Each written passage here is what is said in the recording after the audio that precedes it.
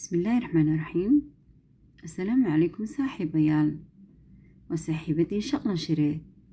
halkan maanta waxaynu ka baran doonaa haddii ilaahay yidhaahdo midka afaraad ee 7 nooc ee dadka ee ilaahay u hadhayn doono maalinta qiyaamaha ee aanu jiri doonin hadh kale ee aan ahayn hadhka ilaahay. waa qof mas-uul ah oo caadil ah, ama ha ahaado waalid, ama ha ahaado madaxweyne, ama ha ahaado qof kale oo dad kale mas-uul ka ah.